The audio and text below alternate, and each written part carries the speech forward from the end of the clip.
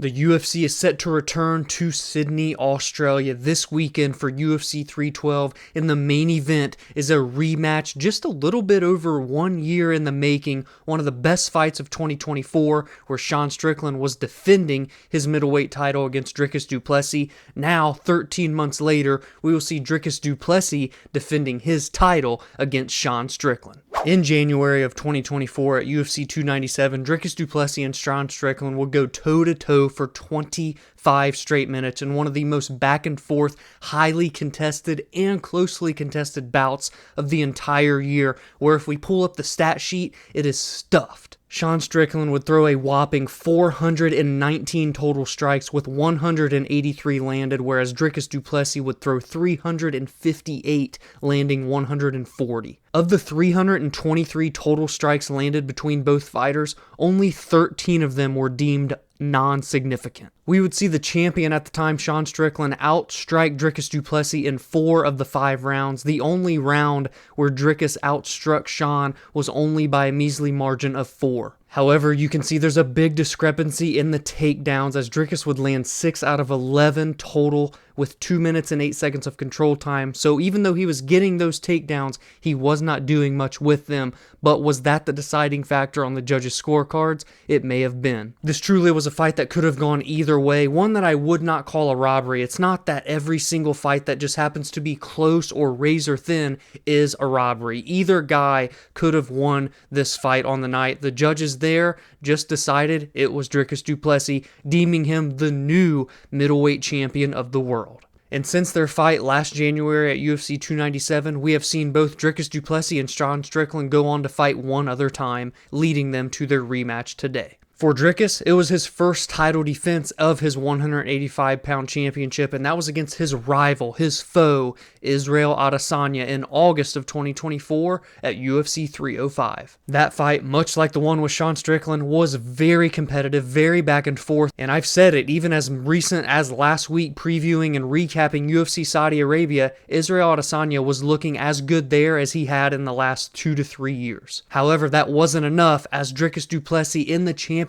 round number 4 would find his way to enter in and get the submission via face crank over the former 2-time champion Adesanya. Dricus is 31 years old, right in his prime, with a 22-2 record overall, and of those 22 victories, 20 of them are by way of stoppage, and almost split perfectly down the middle with 11 submissions and 9 knockouts. He made his UFC debut in October of 2020, and in just 8 UFC fights thus far, has already put together quite an impressive resume, including Israel Adesanya, the second best middleweight of all time after Anderson Silva, Sean Strickland, a former champion, Robert Whittaker, a former champion, Derek Brunson, a perennial top 15 fighter during his time in the promotion, and Darren Till, another guy that was ranked amongst the top 15 and fought for a title at welterweight. And of those 5 names, 4 of them were by way of stoppage. The only one that wasn't was Sean Strickland.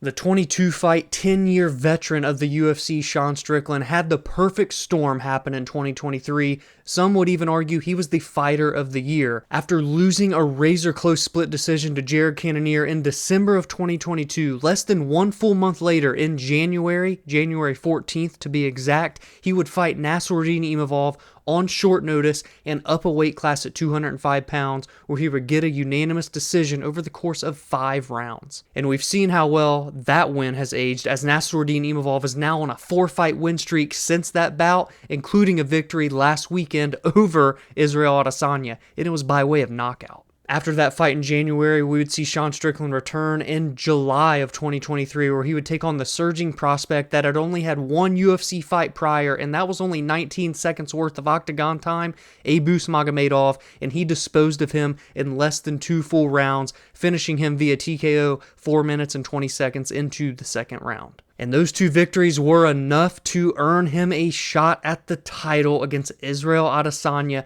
in September of 2023 at UFC 293, and Sean Strickland made sure to deliver on that opportunity that very few fighters get, fighting for a UFC championship title. He would put on the performance of a lifetime, defeating Israel Adesanya from minute 1 to minute 25, beating him pillar to post on the feet, in the striking realm, where Israel Adesanya is known for being absolutely elite. Strickland would even come close to finishing Adesanya early on in that fight, and once that moment happened, it was all Strickland all the time. That led us to UFC 297, the fight that we've already talked about, his first bout against Dricus Du Plessis, but that did not stop him from fighting once more in 2024 to hold his spot at number 1 in the middleweight division, and that was by getting what should have been a unanimous decision, but somehow was an insanely weird split decision. A terrible scorecard if I've ever seen one, against former title challenger Paulo Costa. That was in June at UFC 302. And now here we are again, the path back to the rematch. Dricus Du Plessis defending his title against Israel Adesanya, and Sean Strickland getting a 5-round decision over Paulo Costa.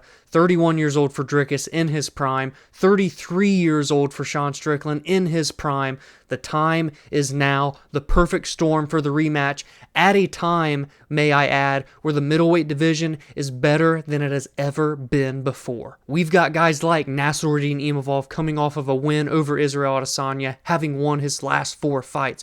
We've got the undefeated phenom, that is Khamzat Chimaev. We've got Caio Borralho, who has quickly rose to number 6 in the middleweight rankings. As you go down throughout the remainder, we still have Brendan Allen hanging around, coming off of a 7-fight win streak that was halted by Nassourdine Imavov. We have Anthony Fluffy Hernandez on a 5-fight win streak in his own right, I'm pretty sure all by way of finish. And look who just made his way into the rankings as recent as this past Tuesday, Bo Nickel. 2025, I believe, is the year of the middleweight division. You could say 2024 was quite a year for that as well, as a lot of people made their names in 2024, but now here, this year, is the year where we're going to see, I think, a lot of action, a lot of moving pieces. We already have arguably 2 legitimate number 1 contenders that both have a case in Imavov and Khamzat Chimaev. We've got Jared Cannonier competing in a week's time, trying to maintain his top 10 ranking over the unranked Gregory Rodriguez. Marvin Vettori is going to take on Roman Dolidze soon in a rematch. Brendan Allen is fighting once again against Anthony Fluffy Hernandez.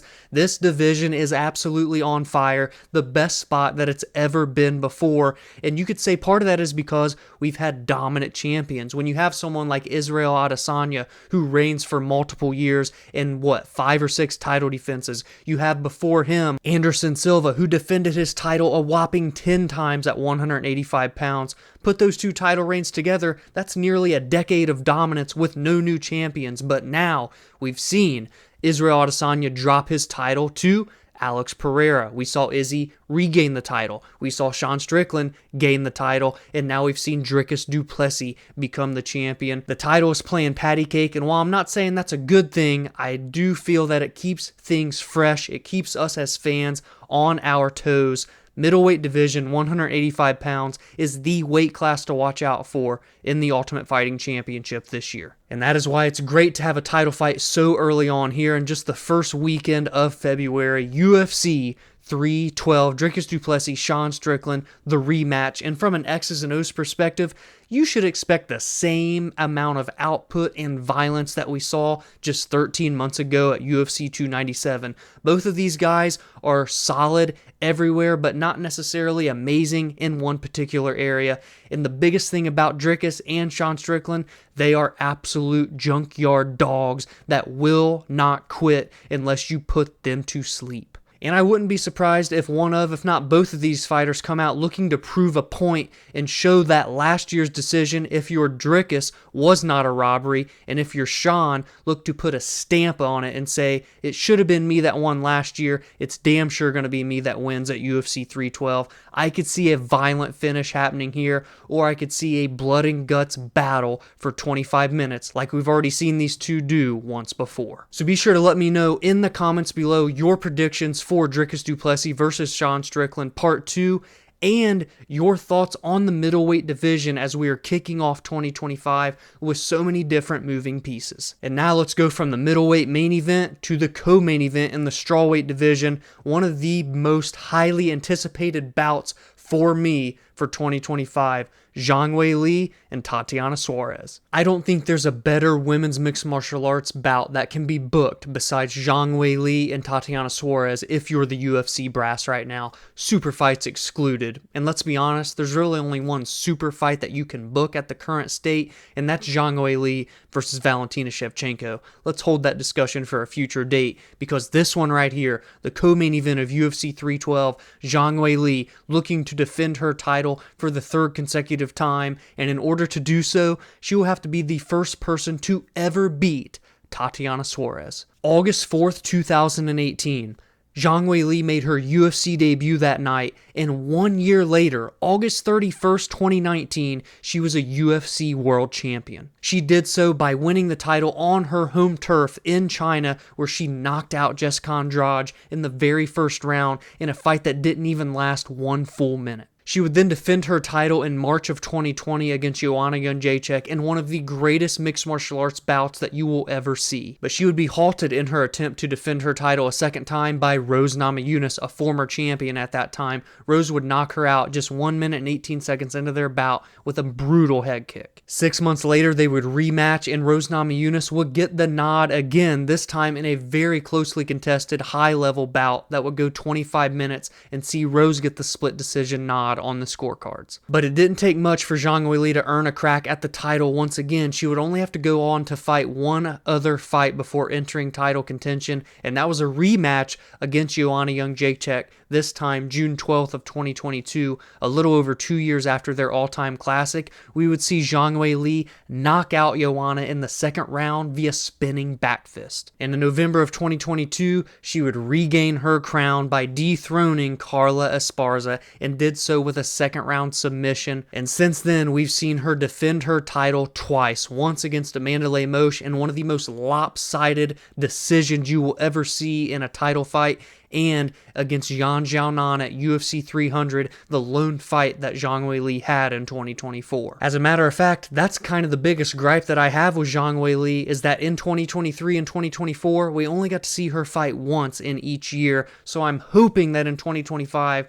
we will see her fight here in at least one other time, but of course that could depend on the result at UFC 312. But regardless, a big decision victory over Yan Xiaonan, where you could argue she probably could have got a stoppage in that fight, where she had Yan in a submission, and at the end of the round, Yan Xiaonan was saved by the bell, and even then it looked like she literally was asleep due to that submission, but was woken up and allowed to continue onward in a fight that would eventually go all 25 minutes. And at 35 years old, Zhang Weili, the leaps and bounds that she continues to grow in her UFC career, coming in on 7 years this August, has been so amazing to watch. From fight number 1 to where we see her now, 11 fights into her UFC career, she has just evolved in so many different facets. She took what was already an amazing skill set in 2018 and has turned it into being one of the best fighters, regardless male or female, on planet Earth today.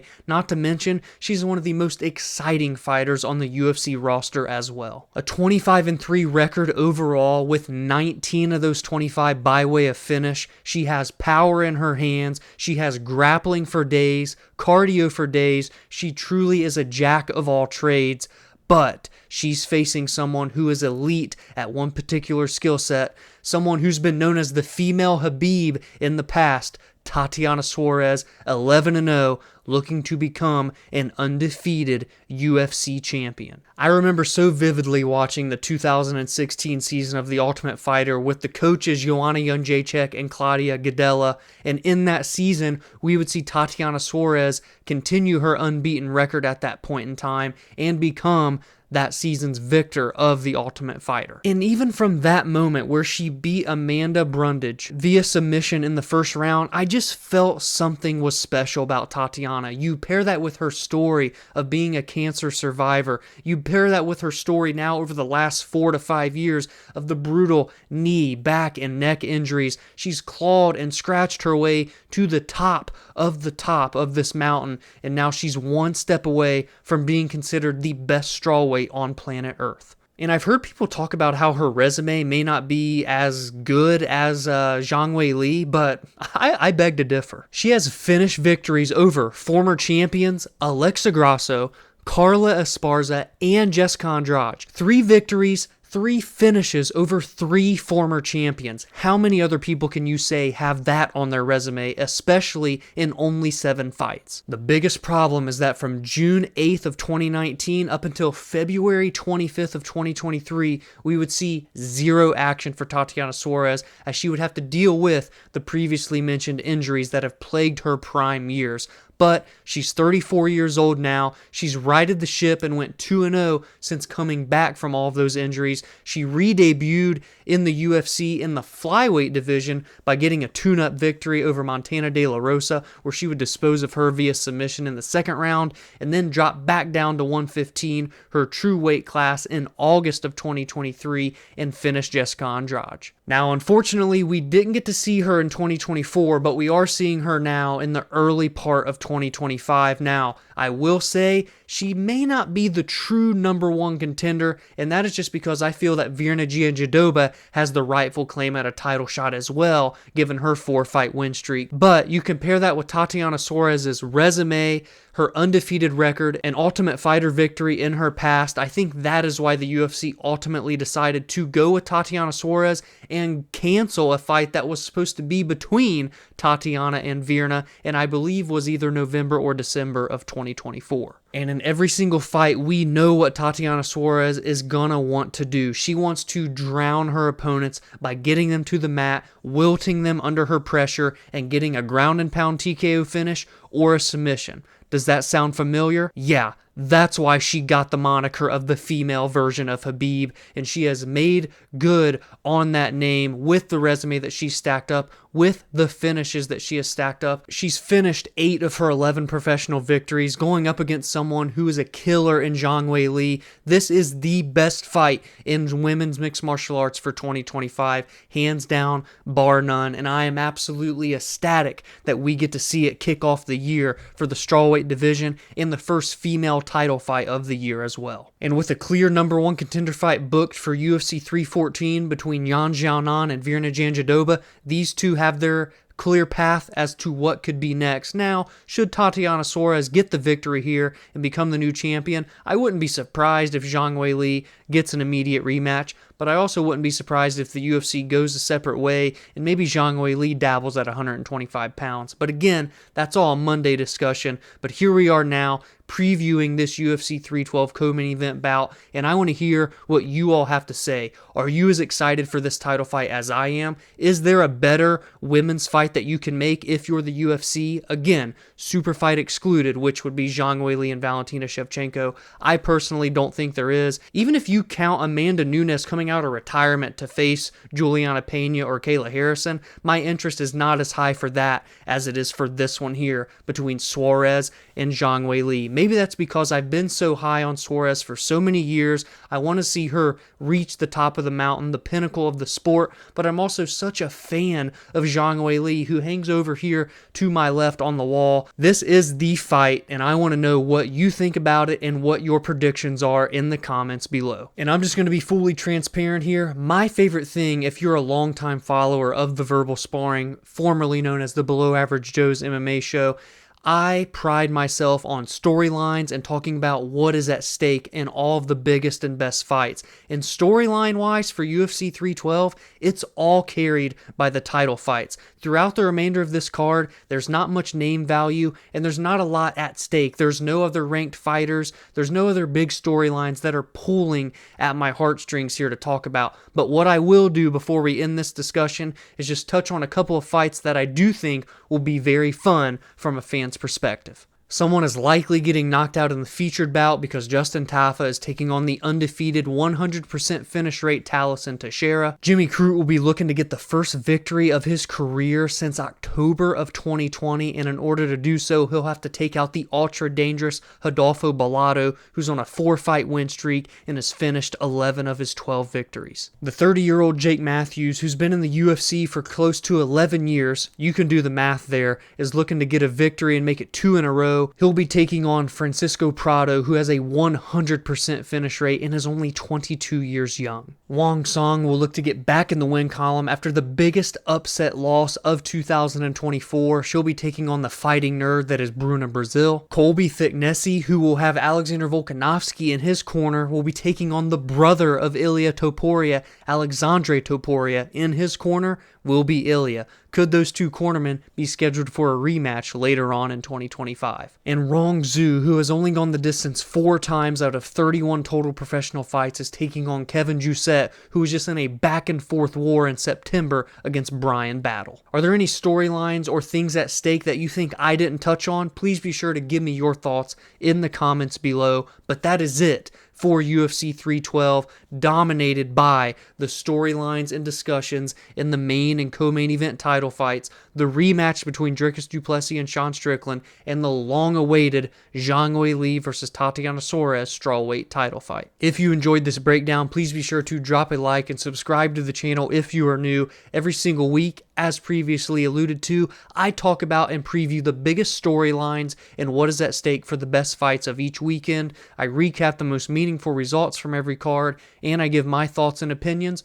on MMA news and fight announcements. You can join the community on social media at Verbal Spar MMA on X, Instagram, and TikTok, and you can follow on your favorite audio listening platforms such as Spotify and Apple, where podcast episodes are released there every Monday and Friday. Have a great weekend, enjoy the fights, and I will see you in the next video.